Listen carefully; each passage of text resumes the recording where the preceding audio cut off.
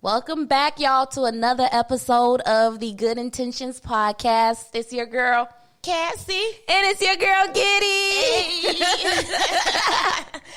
Getting right into it. I know y'all heard last week's episode. For the record, y'all, I am not a pussy, okay? My dog is just a grown woman because just guess what? A year ago, she would have reached across the table. No. Hashtag growth. Growth. So we recently just came from a trip like 2 days ago, y'all. Yes, a cabin trip. And let me tell y'all, we lived our Caucasian life. Yes. Wow. Yes, we made our lesser melanated counterparts happy. Yes, because we were doing all the activities that they partake in. What we do? We went horseback riding, which was like freaking scary and amazing at the same time. Yeah. We went wine tasting. Mm-hmm. What else we did?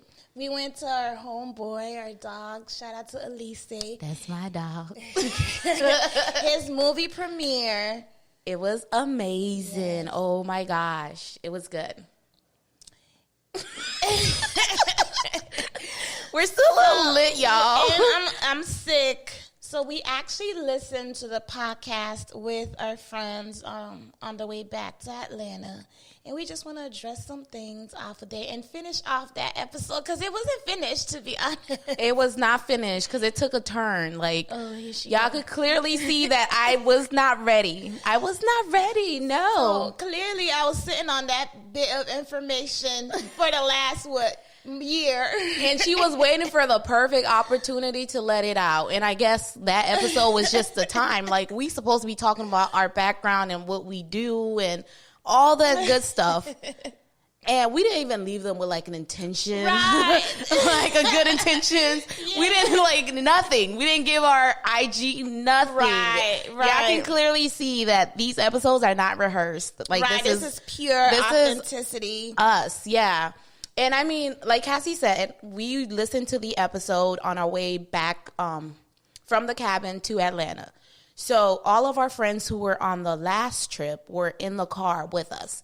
So we all literally listened to it together. And after the episode, it was just like, woo. First of all, Cassie came for me, y'all. She came for me. And she came for my jugular. On the record, really apologize for that because that was not my intentions, right? Intention shot. So my issue is I don't address problems, right? I don't. But when I do, I just kind of... Yes. So my youth, we got to shout out me Jamaican brethren. In Jamaica, we don't have problems. We have solutions. And we get through them. So clearly, like, when I just kind of exploded, and that's really what happened there. I just kind of unloaded, and I really did not give you time to respond or even sit in it. And I really want to commend you. Like you said, you really did address it properly because USB getting really would not have handled that properly. Like, for real. Like, that episode really shown how much I've grown as a person within the last, like, year or two. Because, like, listening back to it, like, she just kept coming and coming and coming. Right. And when I'm uncomfortable or if somebody's coming at me, I always have to have a response. I always got to be petty back. And I think it's because it was like a curveball too. Right. So I was just like, what? What? So I didn't really have much to say. And I really appreciated and like love how much I've grown as a person. For me to be able to sit in a very uncomfortable space and listen to what she had to say and how she felt at the time. Because I can't say that she's wrong for feeling how she felt because that's her perspective. Right. You know, so I just had to, I guess, validate her feelings or just, you know, sit in it and listen to it. And sometimes we as women, we have to have these uncomfortable conversations in order for us to grow, like.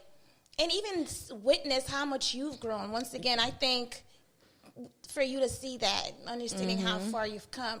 And it's crazy you talk about perspective because when we were in the car, everyone else was kind of like, oh, I didn't get that vibe. I didn't feel that. Right. And once again, it's like, if that's your perspective, right, that's what it is. Like one of our friends, I made a comment that maybe it wasn't even that big of a deal, but the type of person that I am, once something rubs me off the wrong way, everything else, it just kind of snowfalls from there. So you could have really been unintentionally just being a regular you, but because I was like, nah, she don't like me, or nah, this is how it's starting, every interaction we had after that for me was negatively charged. And it's funny too, because like I took 2 years from traveling after I had got pregnant with Sky or whatnot.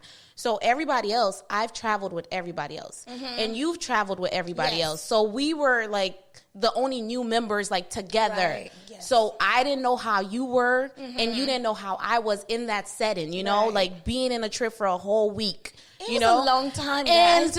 And the discussion we had in the car too, to my defense, I was hungry a lot. We didn't eat that trip. Like, so once again, Mardi Gras, New Orleans, the wait time, and we were a bigger party, was at least 2-3 hours. And I was so hungry most of the times. And she kept singing.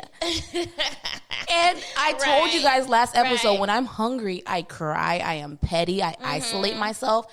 So I'm like, maybe that's where the trip started off. Because the first day, I was crying at Chick-fil-A. Yes. Because she was the last one to get her food. And I was like, what's wrong with this? And I was the first one to order. Right. So I started like crying. And then I isolated myself. And then it's like, don't talk to me. I don't care. Go eat your stuff. And give me my peace. Right. So it probably started off from that very first day, me not even knowing, like just me worrying about my food or whatnot. But I'm just really happy that we were able to have that conversation in a respectful way. Yes. Yeah. Like I can't get over that. Like it was very respectful and you got your point across and we were still able to have a follow-up conversation off air. Right. But yeah. Yes. So let's talk more about the trip. I want to tell y'all that me and Gidna had a grand old time together. I want to commend you because you were really mindful about your energy and your presence. Like intentions, good intentions. Shots.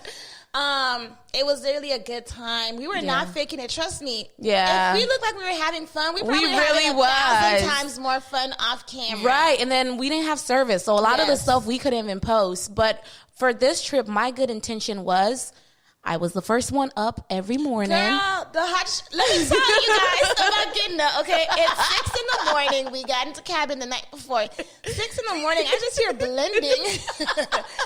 I'm like, shoot, it must be time to wake up because we had horseback riding at 10. She had bought stuff for smoothies. So I'm like, dang, she's making breakfast. I look at the clock. It's 6 a.m., bro. She's making smoothies.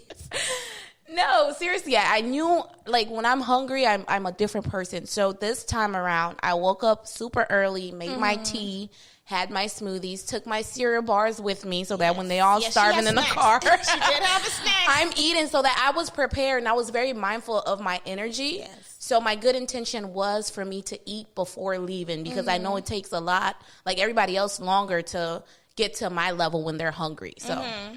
And I think for me, I was mindful of not being too on people. Like I said, I could be. Like sometimes I'm all. And I didn't she still was. I wasn't as much. And I did not sing that much. I didn't. We sang together. Yeah, that's what I was going to say. She sang a lot. We just sing together this time. We sing together. Yeah. And Gidna's going to send me a song a day so I could build my musical playlist. She just thinks I am. I'm really not, guys. I'll text you every morning. That's fine. She really did. You texted me? I know. I didn't text you this morning, so I got to send you 2 texts tomorrow. No, please stop. Please just have your song ready for me. You're going to be like singing like the Beatles and like all these different people. I want to be educated. Oh, Jesus. Musically educated.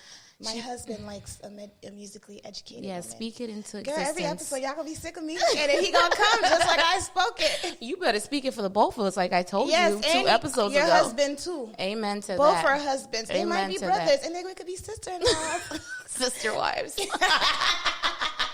Yes.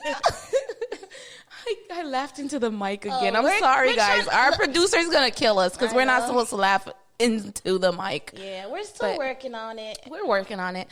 Okay, so now that we talked about the trip somewhat, let's go back and finish last week's episode about our backgrounds. Right. So, Cass, tell us what you do, who you are. So, I currently am a master's level social worker, and I currently work at an elementary school as a mental health professional. Once again, y'all, there's a lot of new mental health laws that passed after Storm Douglas. So all the schools in the Palm Beach School District now have a mental health professional, if not more, into the school system. I really enjoy it. I thoroughly love it. I love working with kids. I'm in the process of getting my license. The goal is to eventually open up my own practice where I work with trauma in the kids and heal them and make them better citizens in the world. That is amazing. My sis is educated, y'all. Well, as for me, I'm not yet master's level, but I will be. Keyword, because why? Because I am currently enrolled. Yes. So I will be obtaining my master's pretty soon. Currently, I too work at an elementary school, and I really do love what I do. We pretty much do the same thing. She just does it on like a master's level. She gets master's level pay. That's the only difference. Right. That's the only difference because we pretty much do the exact same thing. Yeah. I really do love what I do. I love working with the kids. I love the families. I've built like such great relationship with the kids and their families. And I don't know. So for the future, I do eventually want to open my own nonprofit for suicide prevention, which you guys will definitely hear more about in a future episode. Just a little snippet, backstory. My brother did commit suicide on his 23rd birthday, which was 1/21/12. So it's been 8 years as of yesterday. And don't feel sorry for me. I always feel like I got to tell people this part. Mm-hmm. But, so it's been a passion of mine, and I love talking about it. And a lot of people get really uncomfortable hearing me speak about it and just think that I'm going to break down. But I really just love shedding light into this epidemic, in a sense, in a way. So, yeah, that's all I have going on now. Why you got that face? I don't know, because I'm so proud of you. Oh, thank you. You want to ask me more questions? Yeah, because I remember when I found out, how your brother died and how he passed away. And I was like, I felt like instinctively I started walking on eggshell around you a little bit. And mind you, me and Gina were not that close. So I had no business being uncomfortable about her. Mm-hmm. So I think you made a very great point about, not feeling sorry for you. And you using this platform and all your platforms, you've been very vocal about it.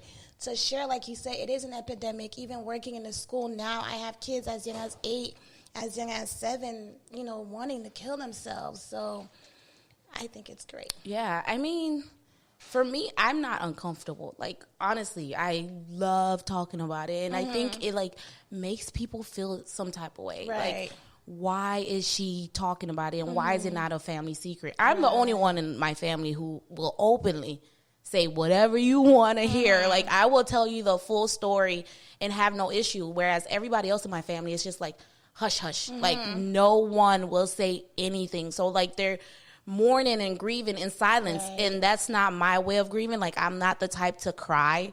Like, I'm not the type to, like, really be sad. If I'm sad, I'll post something. That's my way of coping. Right. Like, I don't cry. But I really want to shed light. That's really a passion of mine. And I just can't wait till I have the opportunity to really educate people. And I'm still, educating myself on a everyday basis. And I don't know. I just really want to honor his memory and his legacy and his name and just keep it alive, and not let his death be in vain. So, yeah. We're excited to hear more about Oh, definitely. Definitely. Delve into this some more. Well, thank you guys for listening to another episode of Good Intentions Podcast. Don't forget to follow me at QueenCast_X3. And me at Giddy Love J1. And don't forget to follow our podcast page at Good Intentions Pod.